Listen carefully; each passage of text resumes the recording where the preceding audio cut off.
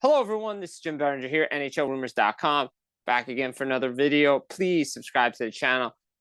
Like this video. Comment below. We're back. Another Rumors video going around the league. Regular season's underway. Some surprises, some disappointments, standings. It's still early in the season, but there's still rumors flying around.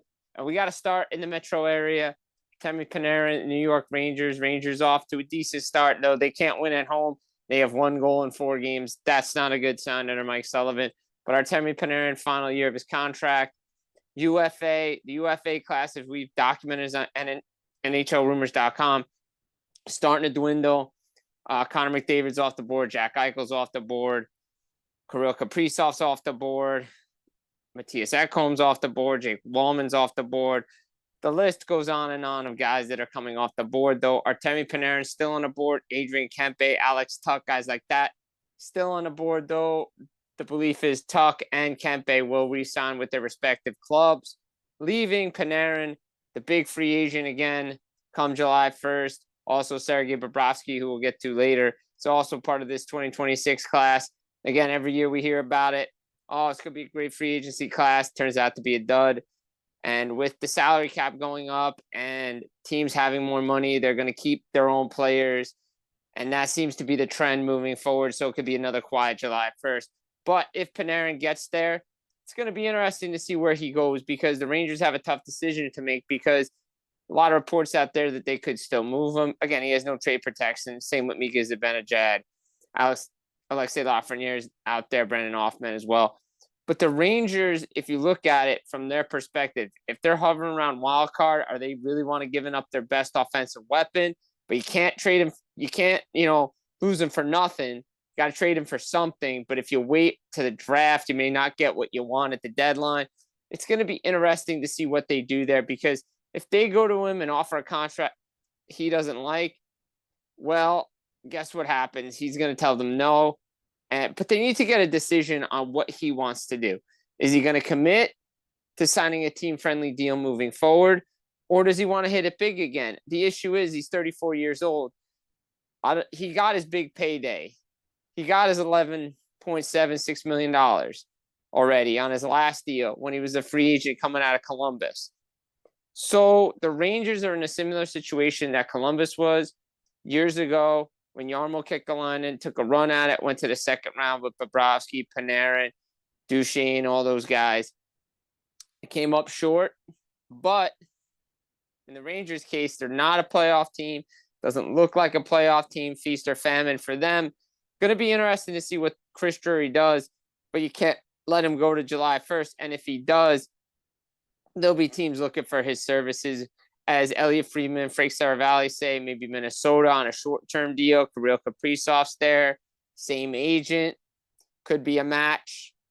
Do the Rangers offer him a short-term deal? They decide, no, it's time to move on from everybody that was associated with the past years. And now we start fresh and let the kids play and let everybody find their own way. Be interesting to see what Chris Drury does with Artemi Panarin, staying in the metro area. Jacob Markstrom in the New Jersey Devils, they're working on a contract extension. He's in the final year of his deal. The reports have it, Kevin Weeks initially reported a 4-year deal at $5 million a season. It's kind of on lockstep of what Frank Saravalli said, that Markstrom's camp's looking around $20 million. They're satisfied of how they're going to split it up. Darren Drake of TSN said there's a gap to close. Again, is it the money gap? Is it the years gap? What do the Devils want to do in terms of giving Markstrom a long-term deal, giving his injury history? Again, beginning of the season, he came in for Jake Allen. Columbus player falls on his right leg at the end of the game, and, he's out to start the season. They've signed Jake Allen to that 5-year deal, $1.8 million. They still have Nico Dawes. How much are you wanting to give Markstrom? We know Gustafsson got around, $6 million, a little bit more than that on his deal with the Minnesota Wild. Be very interesting how the Devils want to pursue Markstrom here. Do they want to go 4 years? Do they want to go 5 years? Again, I think they're waiting for their young goaltenders to take the next step, especially the kid in BU. But again, the Devils are in a championship window. They want to win a Stanley Cup. They want to go deep in playoffs. Do they want to try to go find another starting goaltender? Markstrom was their guy. They pegged him as their guy. And you got to reward him at some point. Remember, Calgary's eating salary. It'll be interesting how they get this one done. You can't go find another goaltender. You can't rely on young guys, unproven guys. So we're talking about when we're talking about trying to trade Dougie Hamilton, guys aren't ready to punch above their weight class. The Devils were supposed to be a playoff team in 23-24. They decided to stick with their goaltending, and a young D didn't work out for them. They got to pay Markstrom the $5 million, maybe 5.5 on a 3-4 year deal. Be interesting to see how the Devils do it. Again, the injury might throw a monkey wrench into it. Talks are on pause for right now, but the Devils want to keep him. He wants to stay. Just a matter of locking in the right price and term on both sides of the equation. Now, you look at Sergei Bobrovsky, similar situation, final year of his deal with the Florida Panthers. The issue with Bob is he's not going anyplace else. It's Florida or bust. We know he likes to deal with his contracts in the summer. That's what he's done. But Bill Zito has gotten deals done like for Gustav Forsling and Eetu Luostarinen before the trade deadline. But Bob's so focused on the season that they'll probably get this one done similar to what we saw with Sam Reinhart and Sam Bennett once the season's over before July 1st. Bobrovsky's going to stay. They want to keep him. And again, it's going to come down to price. He's not getting anywhere close to what he's making right now on his contract.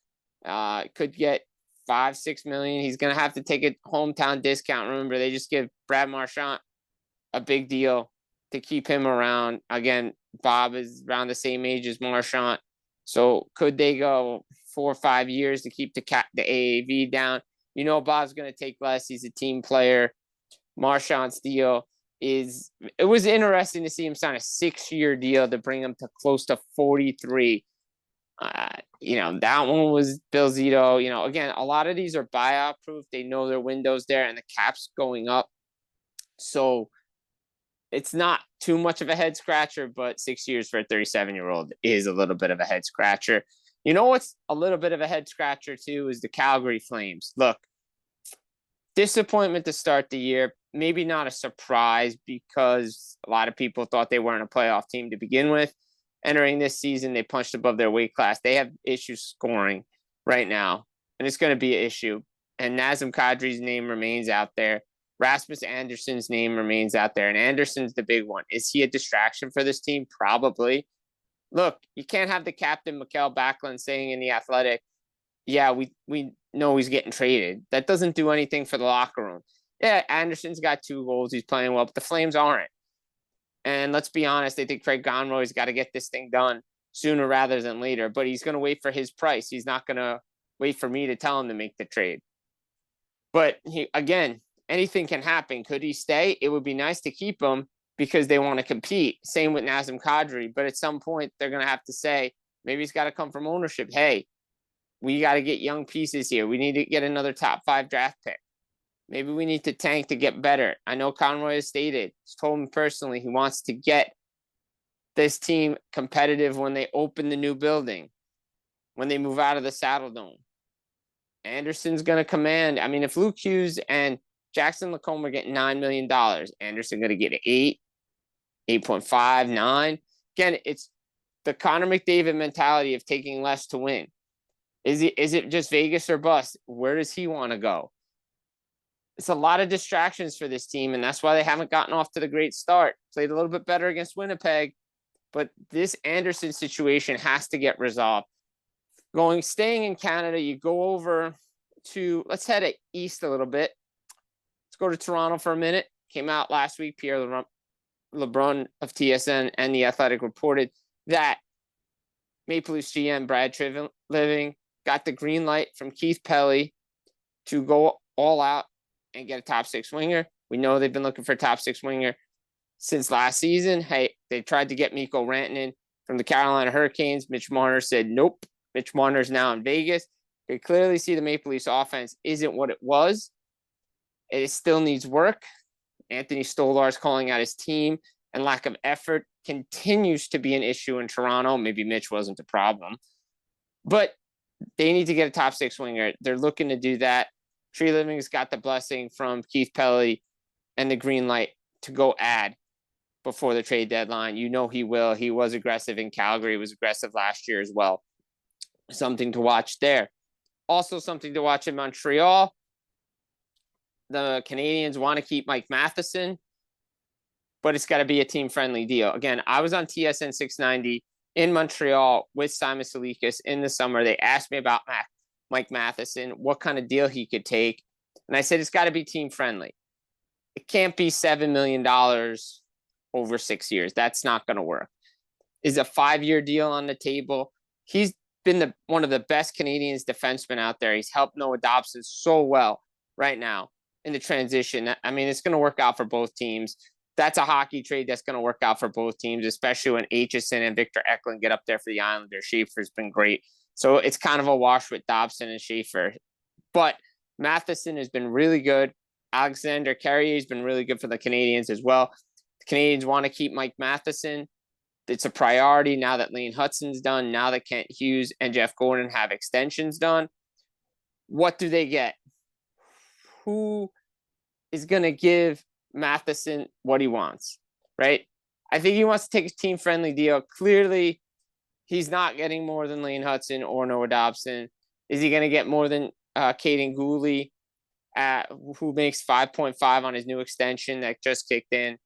That could be a number. Maybe he gets 6 million, 6.5 million on a 5-year deal. That would be something they could look at. But Mike Matheson, it's clear that the Canadiens need to do it because they're not sure about David Reinbacher right now. And they have a lot of D, but it's perfect match. Again, you don't want to punch above your weight class, especially for a team like the Canadiens. You want to take a step back when you want to be a consistent playoff team. Plus, they're looking to add second-line center.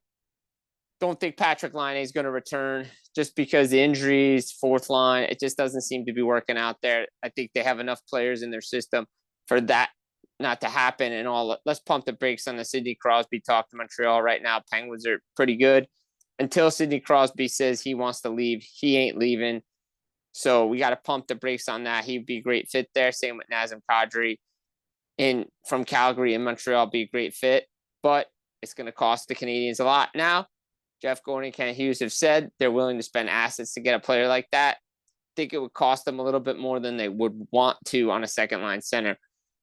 But something to keep an eye on moving forward. Again, we mentioned Alex Tuch and Adrian Kempe. Those talks have been put on pause. Kempe wants to get this done before the end of the calendar year. We'll see what Tuch does with the Buffalo Sabres. His name is out there again in trade talks just because of the Sabres and the way they've started this season. But all indications are he wants to stay. Team wants to keep him. I think there could be a hesitation from Kevin Adams to make a move to trade him because they want to compete for a playoff spot this year. But it all depends on where they are come the trade deadline. Could be a last-minute kind of thing. You look over in Ottawa, Shane Pinto's been offered an 8-year deal by the Ottawa Senators. We don't know the term price for this over the lifetime of this contract, the AAV. But Elliot Friedman reported on Saturday during the Saturday headlines of Hockey Night in Canada that the Senators offered him an 8-year deal. They want to keep him. He's leading the league in goals right now. He has 7. Something to keep an eye on there. So, you go around the rest of the league, and there's no rush right now on Logan Cooley, who turned down a massive deal from the Utah Mammoth. No rush for Connor Bedard and the Chicago Blackhawks, who are off to a great start. Just some things to keep an eye on as the rumor mill heats up just around the league, considering where we are, because eventually, come the 20-game mark, we're going to know what teams are in the playoff contention for the rest of the season, and we're going to see what teams are bottom feeders. Most likely, San Jose is going to be a bottom feeder, and a guy like Mario Ferraro could be finally on the move from San Jose. This has been Jim Biringer, NHLRumors.com. Please subscribe to the channel. Go visit NHLRumors.com for the latest. Like this video, comment below. We'll be back again real soon. Take care.